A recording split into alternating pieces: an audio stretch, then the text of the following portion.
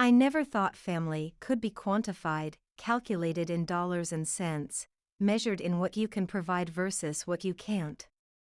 But as I stood in my penthouse overlooking the Chicago skyline, reading a text from my brother after 3 years of silence, I realized blood had always been a transaction for the Blackwoods. Cassandra, it's Marcus. We need to talk. Family emergency. Call me. My fingers hovered over the screen. 3 years since they'd cast me aside like something broken beyond repair. 3 years since my mother's words had cut through me like shards of glass.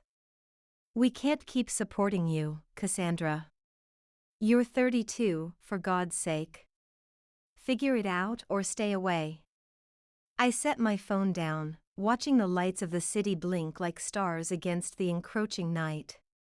The woman reflected in the window looked nothing like the desperate, hollow-eyed creature who'd shown up at her parents' doorstep after being laid off, eviction notice in hand, pride in tatters.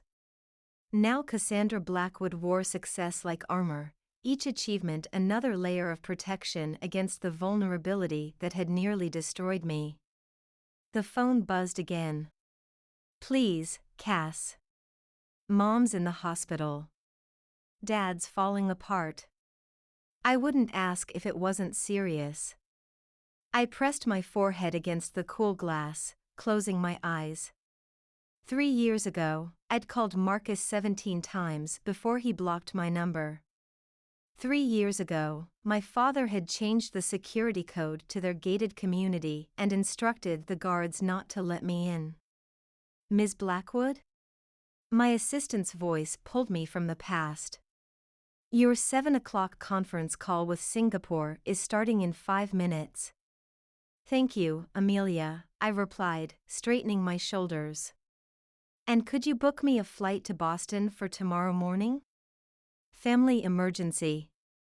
The words tasted bitter on my tongue, family emergency, as if we were still a family at all. Of course. First class? I thought of my mother, who had always prioritized appearances above all else. Who had looked at me with such disappointment when I'd shown up in worn jeans and a faded sweater, as if my sudden poverty was a personal insult rather than a devastating reality. Yes, I decided. First class.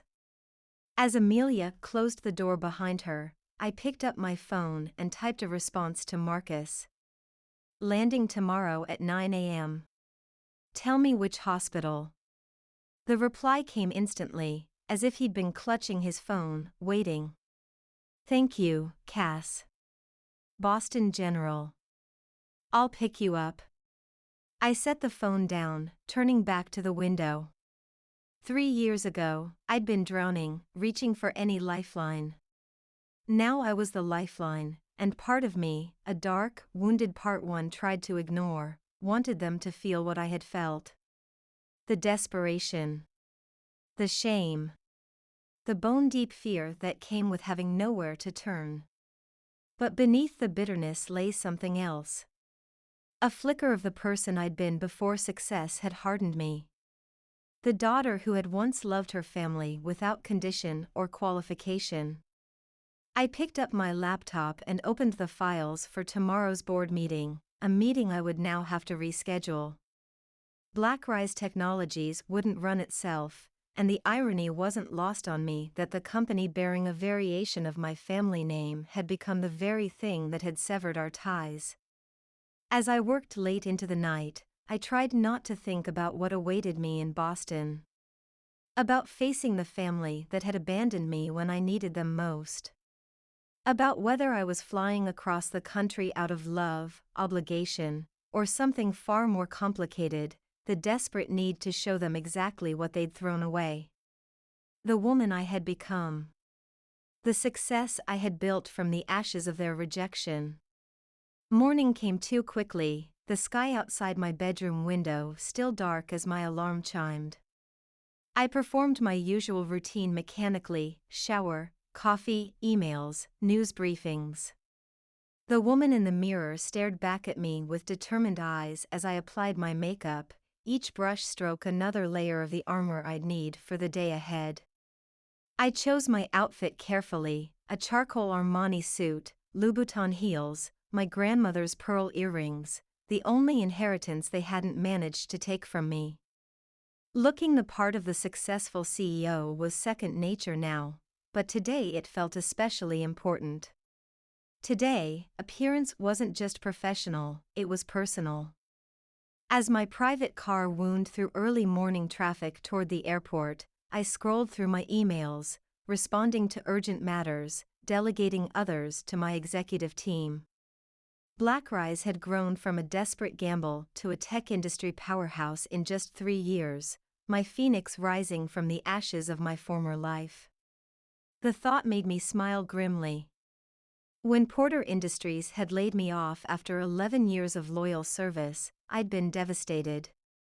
When I couldn't find comparable work and my savings dwindled to nothing, I'd been terrified. When my family had shut their door in my face, I'd been broken. But broken things can be forged into weapons. My phone buzzed with a text from Marcus. "Mom's stable but weak. Surgery scheduled for tomorrow. Dad's a mess." I didn't respond, tucking the phone into my bag as the car pulled up to the private terminal. Some part of me, the part still raw and bleeding from their abandonment, wanted them to worry, to wonder if I was still coming. To feel a fraction of the uncertainty I'd felt standing on their doorstep in the rain, hearing my mother say they couldn't enable my poor life choices anymore. As if losing my job had been a choice. The flight attendant greeted me by name as I boarded, offering champagne I declined in favor of black coffee. As the plane taxied down the runway, I opened my laptop, determined to use the flying time productively rather than dwelling on what awaited me in Boston. But the words on the screen blurred as memories surfaced unbidden. "You should have had an emergency fund, Cassandra," my father had lectured, standing in their marble-floored foyer, perfectly pressed as always. "This is basic financial planning." I'd replied, my voice small with shame. "I used it. All of it. The medical bills when I broke my leg last year, the car accident, the rent increases, it's all gone." "And whose fault is that?" my mother had interjected, arms crossed, face set in lines of disapproval. "You chose to live in that expensive apartment. You chose a career in a volatile industry." As if I hadn't been Porter Industries' most loyal employee, working weekends and holidays, sacrificing relationships and personal time for the company that ultimately discarded me without a second thought. "I need help," I'd admitted, the words acid on my tongue. "Just until I get back on my feet. Alone. I'll pay you back, I swear." Their exchange of glances had said everything. "We've helped you enough over the years," my father had declared. "It's time you learned to stand on your own." I hadn't mentioned the money they'd given Marcus for his failed restaurant venture.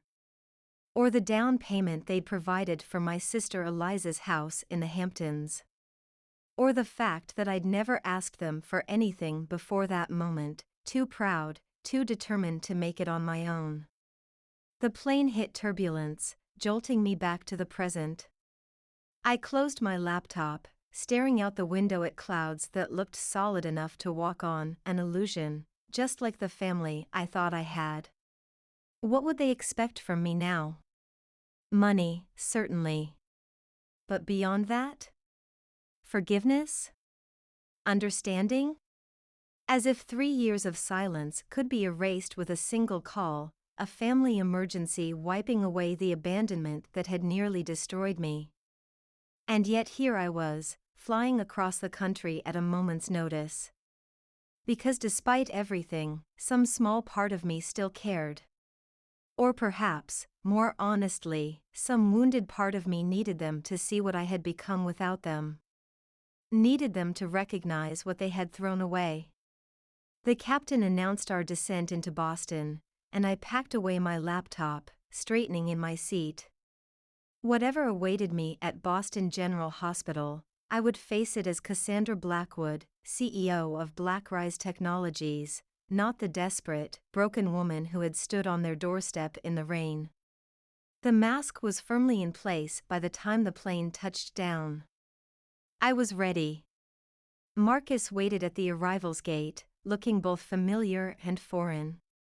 His normally immaculate appearance was rumpled, dark circles under his eyes betraying his exhaustion.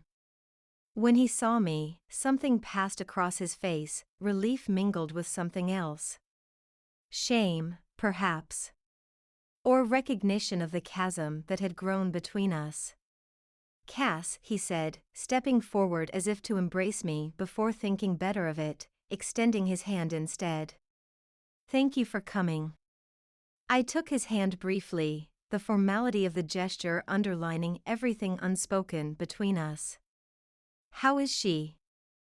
I asked, my voice carefully controlled. "Stable. It was a heart attack. They're saying she needs bypass surgery." He ran a hand through his disheveled hair. "Dad's falling apart. He hasn't left her side." We walked in uncomfortable silence to the parking garage.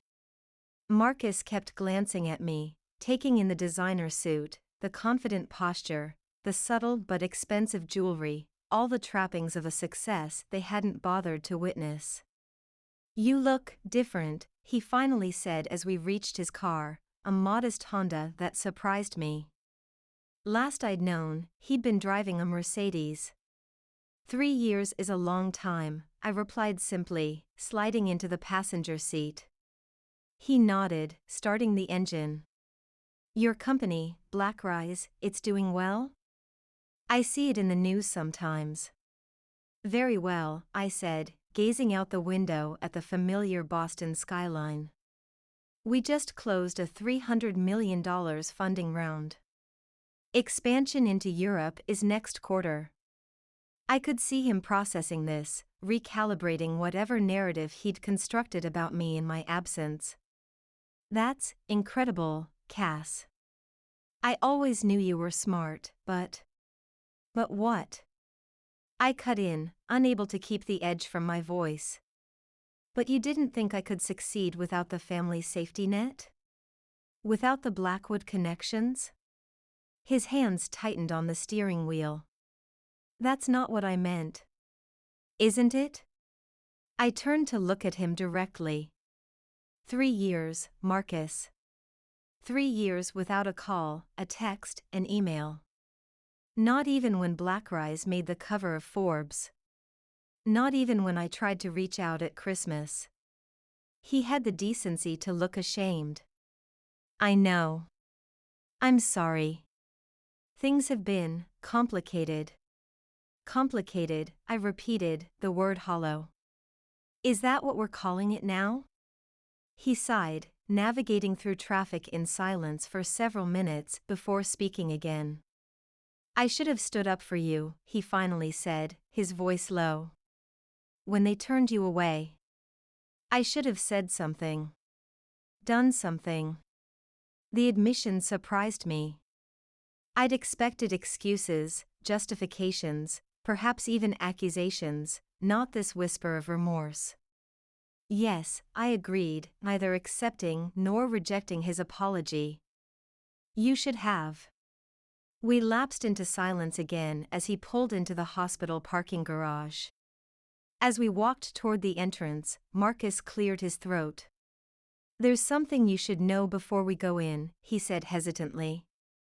"About Dad." I steeled myself. "What about him?" "The business, it's not doing well. Hasn't been for a while. The recession hit his clients hard, and then the scandal with his partner's embezzlement, he's close to bankruptcy." I stopped walking, turning to face him fully. "Is that why you called me? Because you need money?" He flinched as if I'd struck him. "No. God, Cass, Mom's sick. She could have died. That's why I called." I studied his face, looking for the tells I remembered from childhood, the slight twitch at the corner of his mouth when he was lying, the way his eyes wouldn't quite meet mine.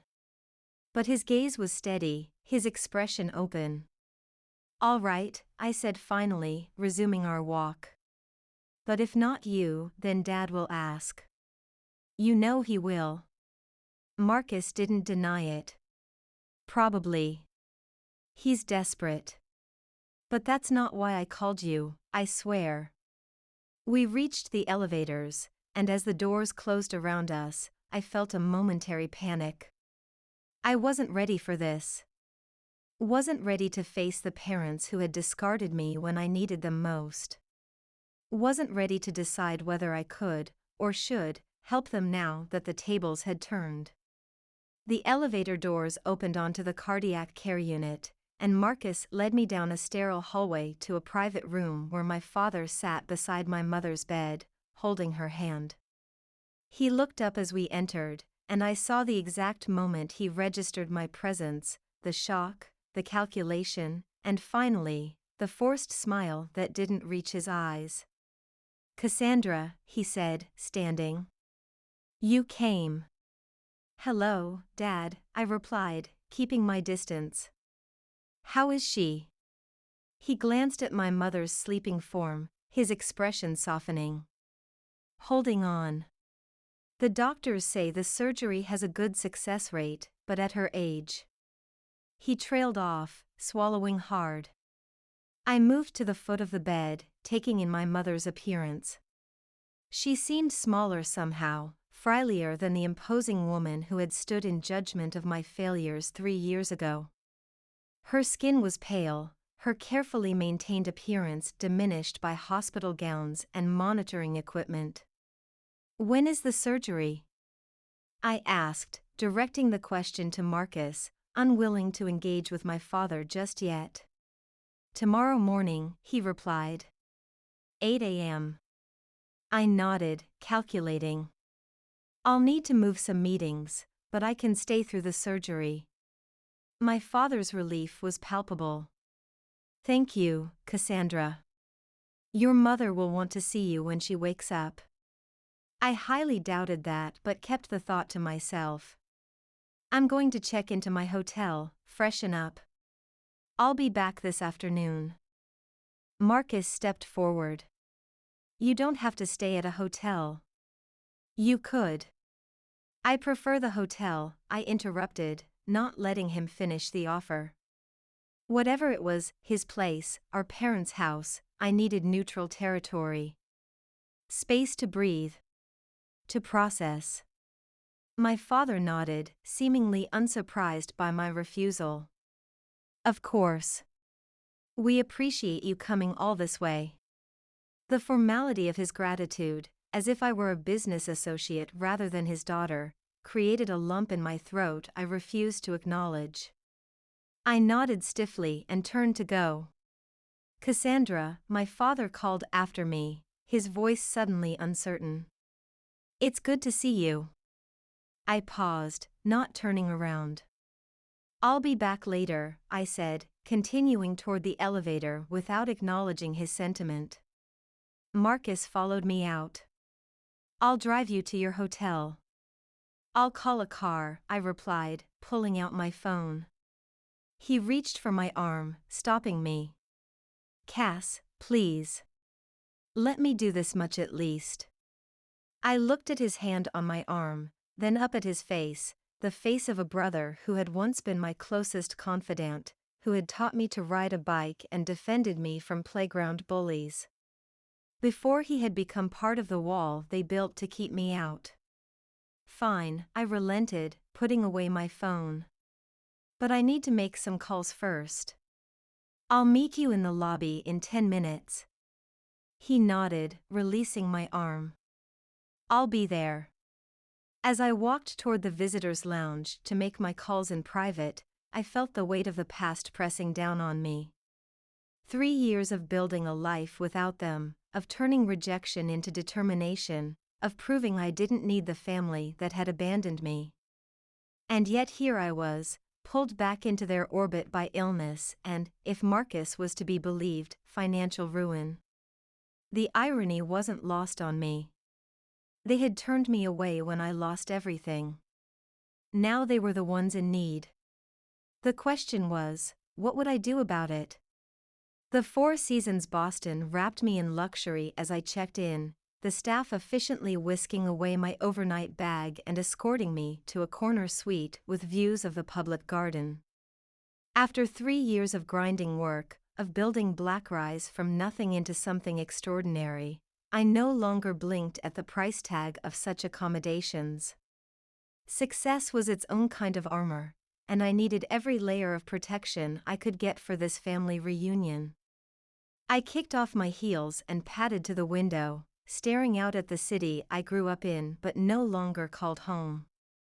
Boston, with its cobblestone streets and colonial architecture, its prestigious universities and old money families, families like the Blackwoods, who traced their lineage back to the Mayflower and wore their history like a badge of honor. My phone buzzed with a text from Marcus. "Mom's awake. Asking for you." I doubted that but replied neutrally. "I'll be there in an hour." Setting the phone down, I moved to the luxurious bathroom to freshen up. The woman in the mirror looked composed, controlled, but I could see the cracks in her facade. The vulnerability hiding behind carefully applied makeup and designer clothes. I thought back to the last time I'd seen my mother. Her face twisted with disappointment as she stood in their doorway, rain soaking through my jacket. "We've given you every advantage," she'd said, her voice cold. "The best schools, the right connections. And this is where you end up? Living paycheck to paycheck until even that fails?" "No, Cassandra. We're done enabling your poor choices." Never mind that my poor choices had included working 70-hour weeks for Porter Industries, advancing from entry-level analyst to senior director in record time, buying a modest condo rather than accepting their offer to help with a house in their neighborhood. Never mind that I'd lost my job due to corporate restructuring, not incompetence or irresponsibility. Never mind that the economy had tanked, that hundreds of qualified professionals were competing for each available position. In their eyes, my situation had been a failure of character, not circumstance. And now they were facing financial ruin themselves. My phone rang, pulling me from my memories. Amelia's name flashed on the screen. "Ms. Blackwood, the board is asking about tomorrow's meeting. Should I reschedule for later this week, or would you prefer to do it virtually from Boston?" I considered my options. "Schedule it virtually for tomorrow afternoon. I'll be done at the hospital by then." A thought occurred to me. "And Amelia, pull together everything we have on Blackwood Financial. My father's company." Discreetly. "Of course. Is there anything specific you're looking for?" "Just a complete picture of their situation," I replied. "Financial statements, recent client list, any news about the embezzlement scandal my brother mentioned." "I'll have it for you within the hour," she promised, her efficiency one of the many reasons I valued her. After ending the call, I changed into fresh clothes, still professional but slightly less formal, and redid my makeup. By the time I called for a car to take me back to the hospital, I felt more in control. Ready to face whatever awaited me. The hospital room was quieter when I returned, the harsh lighting of the morning softened by afternoon shadows. My mother was awake, propped up against pillows, my father still in the chair beside her. Her eyes found mine the moment I entered, widening in what might have been surprise. Whatever she had expected, the desperate daughter they had turned away, perhaps, it wasn't the confident woman who stood before her now. "Cassandra," she said, her voice weaker than I remembered but still carrying that note of authority that had defined my childhood. "You came." "Hello, Mother," I replied, approaching the bed but maintaining a careful distance. "How are you feeling?" Like I had a heart attack, she said dryly. But I'll survive. My father shifted uncomfortably. The doctors say the surgery tomorrow has an excellent success rate. I nodded, unsure what else to say.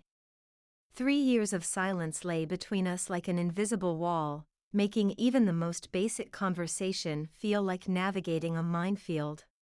You look well, my mother observed, her gaze taking in my appearance with the critical assessment I remembered all too well. Successful. I am, I confirmed simply. I saw the article in Forbes, she continued. Blackrise Technologies. Quite impressive. The acknowledgement caught me off guard. Not once in the 3 years since I'd founded the company had they reached out to congratulate me, to express pride or even curiosity about my success. Thank you, I said stiffly. Your father and I always knew you had potential. The statement hit me like a physical blow. The audacity of it, to claim credit for a success they had played no part in, had not even acknowledged until now, when they needed something from me. Did you? I asked, unable to keep the edge from my voice. I don't recall that being your assessment when I lost my job at Porter. My father cleared his throat. Cassandra, perhaps this isn't the time. When is the time, Dad? I interrupted, years of pent-up hurt and anger surging to the surface. 3 years without a word from either of you, and now that Mom's sick and your business is failing, suddenly you want to reminisce about how you always believed in me? My mother's face paled, and she glanced sharply at my father. You told her? I did, Marcus said from the doorway, where he'd been standing unnoticed. She deserved to know the truth. Our father stood, his posture rigid with the pride that had always been his defining characteristic. We didn't ask you here to discuss our financial situation, Cassandra. Didn't you? I challenged. Because from where I'm standing, that's exactly why Marcus called. Mother's health may have been the excuse, but let's be honest, you need money. An uncomfortable silence fell over the room. My mother looked away, and my father's jaw clenched, neither denying my accusation. I think, Marcus said carefully, we all need to take a step back. Mom's having surgery tomorrow. Let's focus on that for now. I took a deep breath, reining in my emotions. You're right. I'm sorry, Mother. I shouldn't have brought this up now. She waved a dismissive hand, though I could see the strain in her expression. No, you're right to be angry. I failed you when you needed us. The admission, so unexpected, left me momentarily speechless. I was raised to believe that financial difficulties were a moral failing, not a circumstance. It was wrong of me to apply that to you. I stared at her, searching for the manipulation behind her words, the calculation I'd grown up witnessing.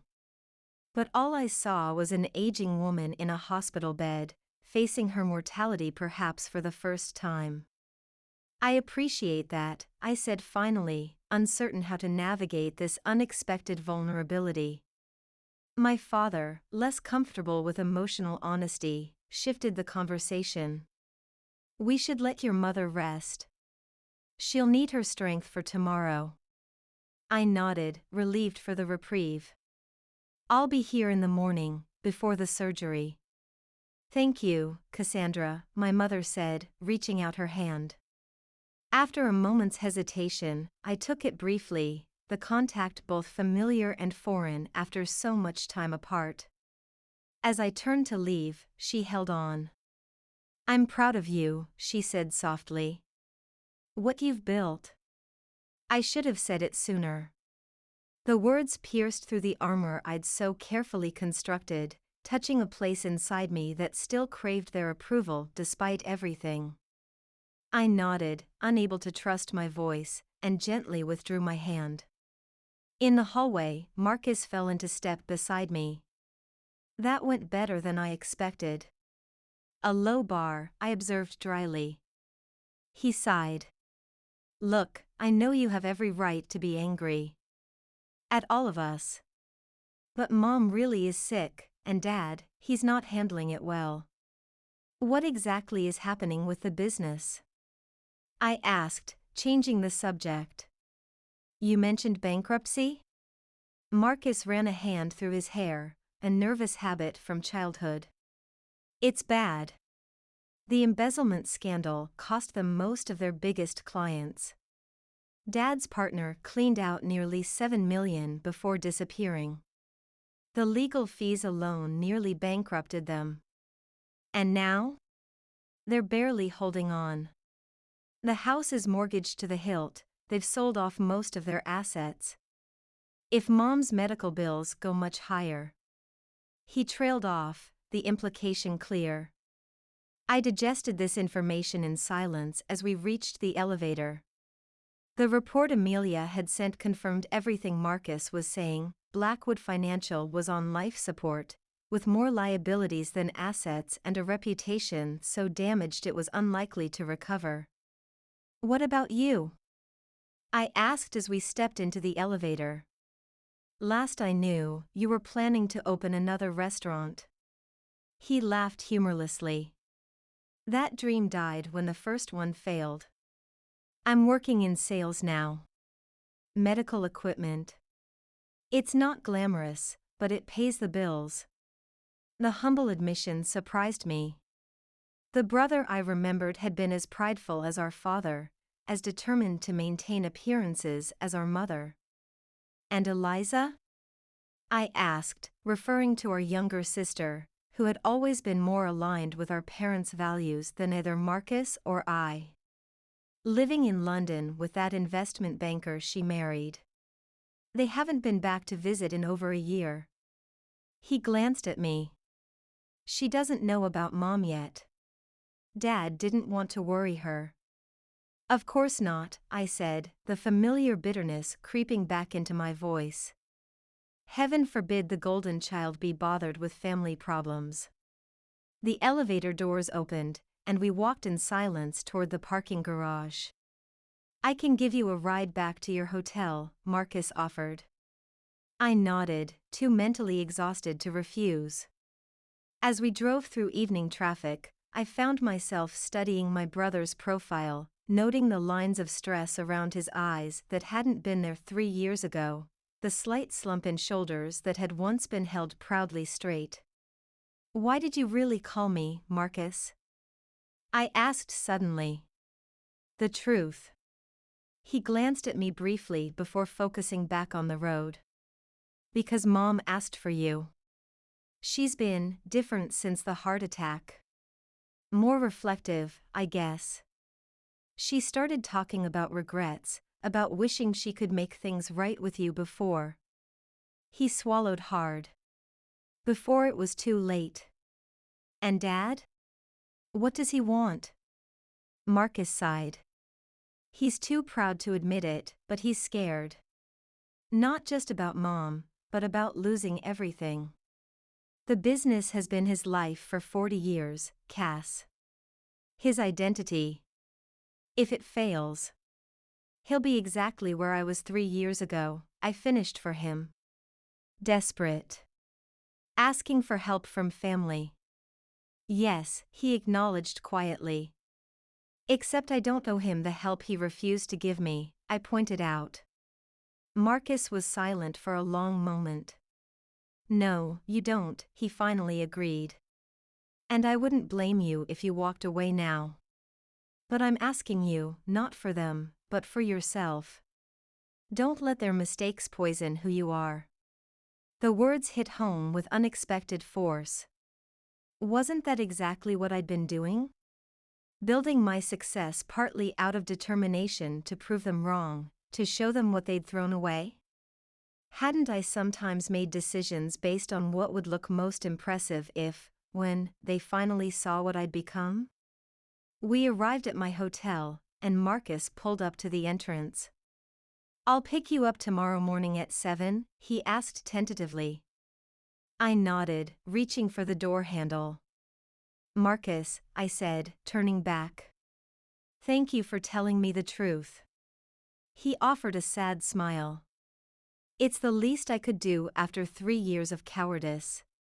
As I watched him drive away, I felt the weight of decisions yet to be made. What did I owe this family that had abandoned me? What did I owe myself? The answers wouldn't come easily, but as I entered the hotel and headed for the elevator, I knew one thing for certain: tomorrow would change everything, one way or another. Sleep eluded me that night, my mind too full of the past and the present, of hurts that hadn't fully healed and choices that awaited me. By the time Marcus picked me up the next morning, I'd been awake for hours, reviewing financial reports and sketching out possibilities, scenarios, options. We drove to the hospital in near silence, the weight of the day ahead pressing down on both of us. The waiting room outside the cardiac surgical unit was empty when we arrived, save for our father, who was pacing with anxious energy. She's already been taken in for pre-op, he informed us, his voice strained. The surgeon says it should be about 4 hours. I nodded, settling into one of the uncomfortable chairs with my tablet. Marcus went in search of coffee, leaving our father and me alone for the first time since my arrival. He continued pacing for several minutes before finally stopping in front of me. Cassandra, he began, his voice uncharacteristically hesitant, I owe you an apology. I looked up, surprised both by the words and the vulnerability behind them. When you came to us 3 years ago, he continued, I was wrong to turn you away. We were wrong. And I've regretted it every day since. I studied his face, looking for the tells that had always given away his less than genuine moments, the slight twitch at the corner of his mouth, the way his eyes would focus just over your shoulder rather than meeting your gaze directly. But his eyes met mine steadily, and there was no twitch, no evasion. Why now?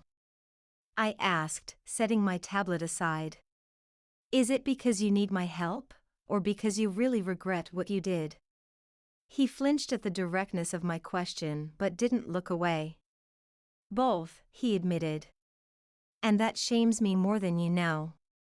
That it took losing everything to make me see how wrong I was. I didn't respond immediately, digesting his words.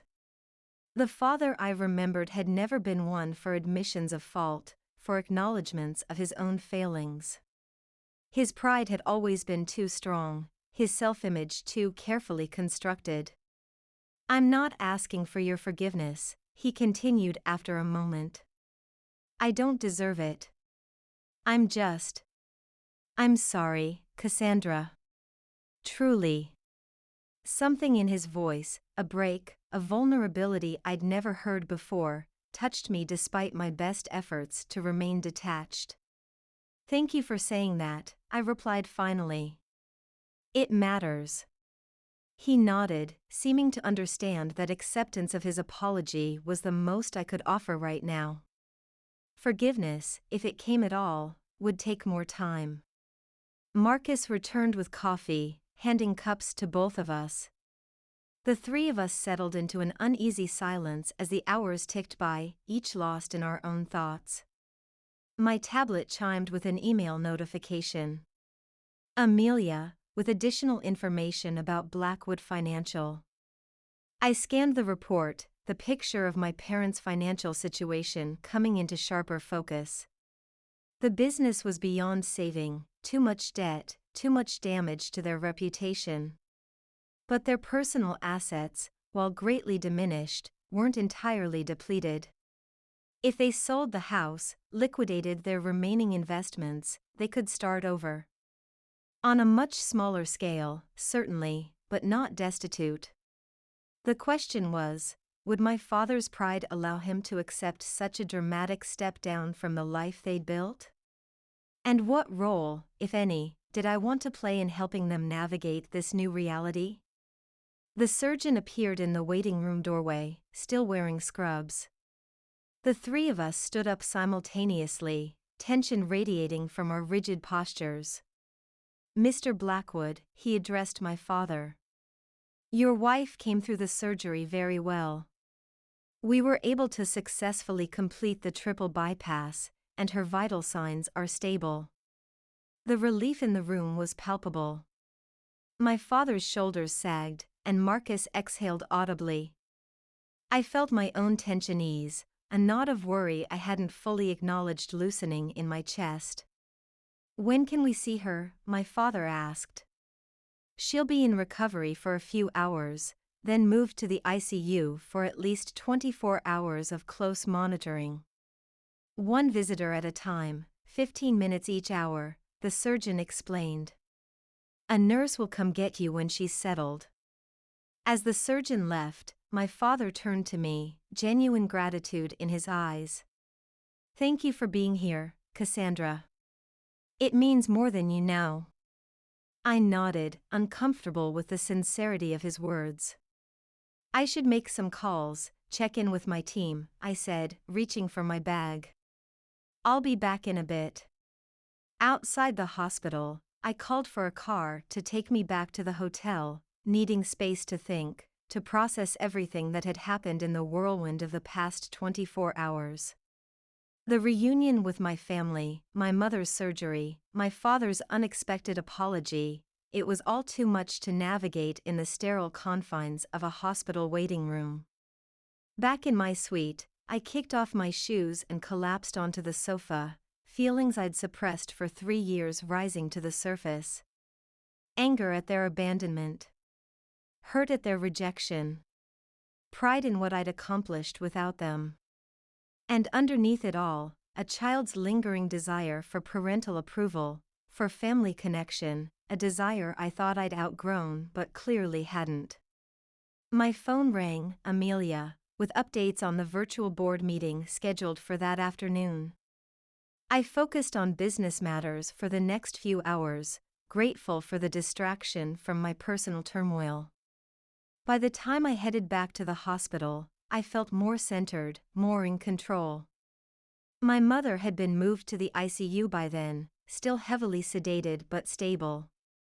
I watched through the glass as my father sat beside her, holding her hand, his face etched with concern and love, a reminder that whatever their failings as parents, their devotion to each other had never wavered. Marcus found me in the hallway. "She hasn't woken up yet, but the doctors say that's normal. Everything looks good so far." I nodded, relieved despite the complicated emotions swirling within me. Whatever had happened between us, I didn't wish my mother ill. "I need to talk to both of you," I said, my decision made. "About the business, about what comes next." He looked at me warily. "Now?" "Once Mom is more stable," I clarified. "Maybe tomorrow, if the doctors say she's improving. Tomorrow, I'll have concrete suggestions. A path forward." "What kind of suggestions?" Marcus asked cautiously. I met his gaze directly. "Ones that will require Dad to swallow his pride and Mom to accept a new reality. But suggestions that will keep them from financial ruin." The next day, my mother was awake, groggy but alert. The doctors were pleased with her progress, upgrading her condition from critical to serious. I waited until both my parents and Marcus were together in her room before laying out the plan I'd spent the night developing. "I've reviewed Blackwood Financial thoroughly," I began, my voice measured. "The business can't be saved in its current form." My father started to object, but I held up a hand. "Please, let me finish. I'm not here to assign blame or to gloat. I'm here to offer a solution." I outlined my proposal, a new division within Blackrise focused on ethical financial services. My father would sell Blackwood Financial's remaining assets and client list to Blackrise, and I would bring him on as a consultant, leveraging his decades of experience while protecting him from legal liability. "It's not charity," I emphasized, meeting my father's reluctant gaze. It's business. Your expertise has value, even if your company doesn't. My mother's hand tightened around my father's. Your father's built his whole life around that company, she said softly. And he can preserve its legacy through this merger, I replied. Or he can watch it collapse completely. Those are the options. A heavy silence fell over the room. Then, surprisingly, my father nodded. She's right, he admitted, his voice rough with emotion. I've been too proud to see it, but she's right. As he reached for my hand, the first such gesture in years, I realized that sometimes healing begins not with forgiveness, but with recognition. Recognition of hurt caused and lessons learned. Recognition that family, like business, requires investment to thrive. Welcome to Blackrise, I said, clasping his hand firmly. Let's build something that lasts.